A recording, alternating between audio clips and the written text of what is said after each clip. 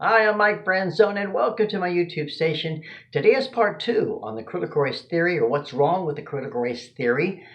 Today we'll look at the modus operandi, the mode of operation, how does it work, we'll flesh it out, and we will look at how to stop it, how to fight it. I want to give you a little introduction. There is a part one. Hope you go back and listen to that as well. It's on my YouTube station. I will say this, critical race theory is basically identity politics on steroids.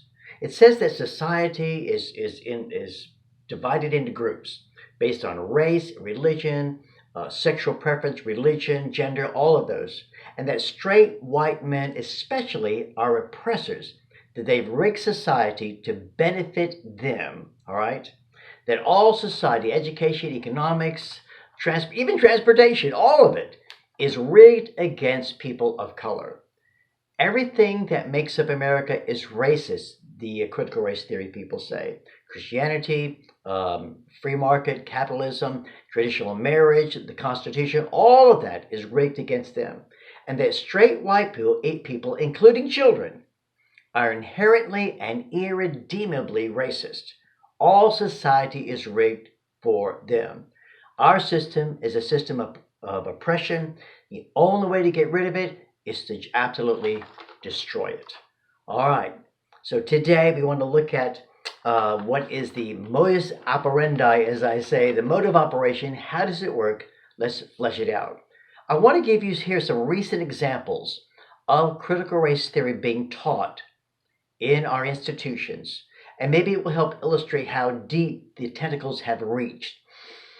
All of this has been going on under our noses. It's been going on for years. They've been teaching this, dumbing down our universities, and even in our government institutions as well. Here are just a few examples. Department of Homeland Security.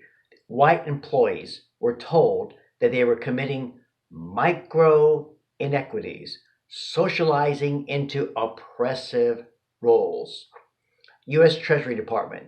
Staff members were told all white people contribute to racism. The FBI have been holding workshops on intersectional theory, which is related to critical race theory and to critical race theory as well. You remember just a few weeks ago, maybe a month ago, there was a new CIA ad on YouTube. Wokeism on steroids. A woman who said she was a cisgender millennial with anxiety disorder, intersectional. There's nothing mentioned about America, about patriotism. I mean, this was wokeism on steroids. Everything she said, that I'm part of the CIA, everything exuded weakness. I would not want to be part of the CIA that promoted such weakness.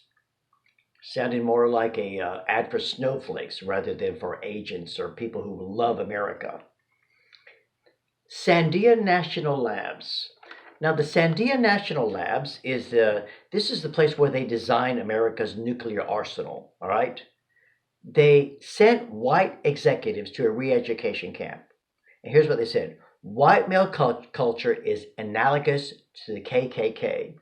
White supremacy and mass killings are forced to renounce their white male privilege. What they were saying is that white male culture is related to the white supremacy and related to mass killings.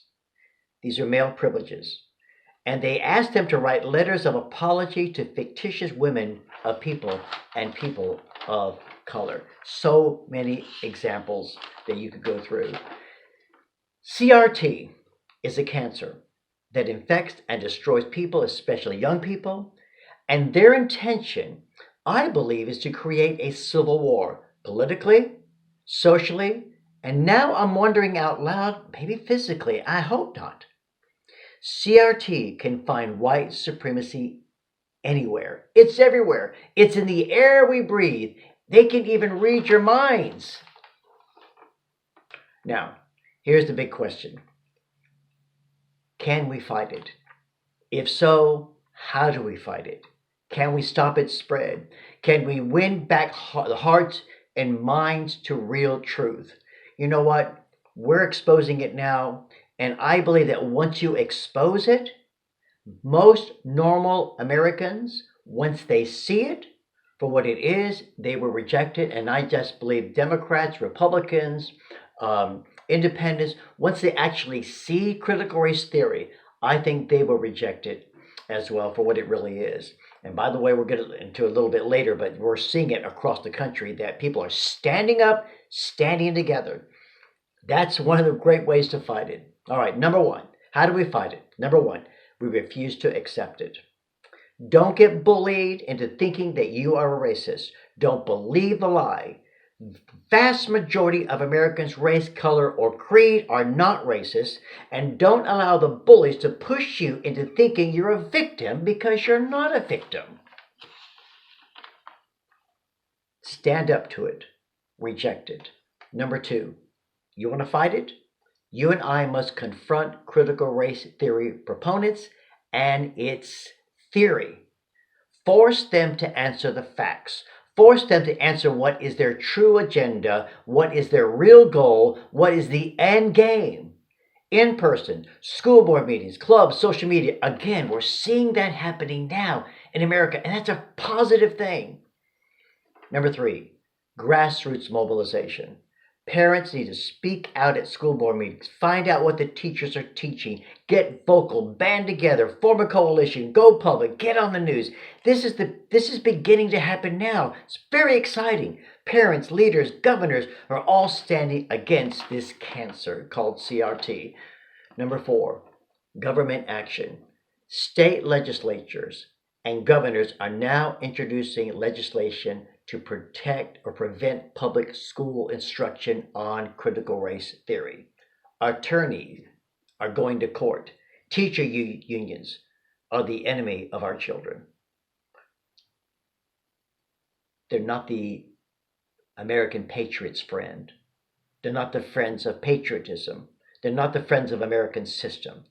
They're out for their own radical leftist agenda. They would love us to put people into re-education camps. And the fact is, they want our schools to be re-education camps. And that is the fight. Our universities, major universities, our schools are becoming re-education camps. And that's what parents are standing against right now here in this country. Number five, we need to take back our language. Marxists, Leninists are all about changing language and the meaning of words. They mask their true intent. They want to change people's attitudes. They want to change people's mindsets. We have hate speech, political correctness, wokeism, cancel culture. And if you don't have the right speech, if you don't say the right things, you are canceled. So many examples. I mean, they even take the classic example of the word gay, which is a wonderful word. It's always meant lighthearted and carefree. And now you go to the dictionary, it refers to male homosexuals according to the dictionary. You can't say man or woman, right? You have to say gender, you have to use gender inclusive language. Gender neutral, non-binary, the words transgender, pangender, genderqueer, gender fluid, gender neutral, bicurious, it goes on and on. I'm a thee, I'm a he, I'm a him, I'm a z. There's 90 plus words that they use to change the English language. It's absolute nonsense. Oh, here's another one. There are no illegal aliens, right? They're now called undocumented foreign nationals. Unauthorized immigrants. I have another name. You broke our laws. I call you criminals. Number six, how do we fight it? Teach and promote the true American story, warts and all. Keep everything in context. With all the faults and the failures, keep it in context. Yes, we've had wins, we've had successors, we've had failures as well in the country. But all have been, the context is everything has been an effort to change, to get better.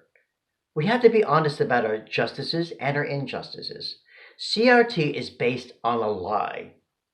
1619 Project is based on a lie. One-sided and dishonest, and tells us how bad and how evil the American system is. We need to put our American ideals in proper context and perspective. The amazing progress of America, and we've had some bad bumps in the road as well.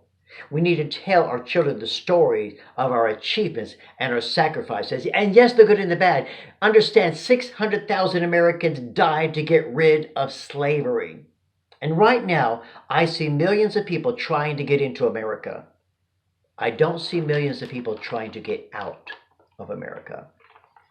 And number 7, maybe the most important thing, this is what I see in throughout the country. This is what I see with the Republicans. I see this across the board with all the corporations, everything that are fighting this cancel culture or standing with the cancel culture. And many corporations, Republicans, obviously Democrats, and many people have forgotten one word. All of this is based on one word, number 7, courage. Courage. Aristotle wrote, "Courage is the mother of all virtues because without it you cannot consistently perform the others." Churchill wrote, "Courage is rightly esteemed the first of human qualities because it is the quality which guarantees all others." And Churchill said this, "Fear is a reaction. Courage is a decision." We must decide to stand and speak out, to be the salt and light in this world.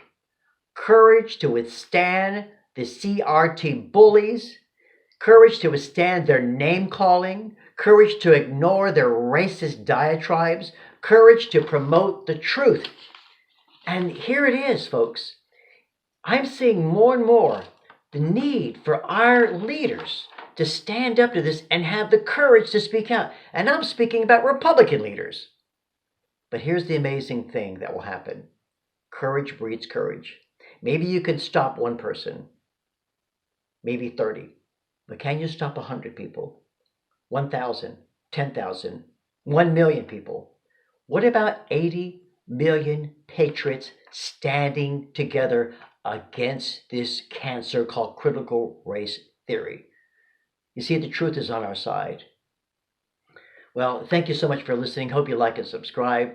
Well, God bless you, and God bless America.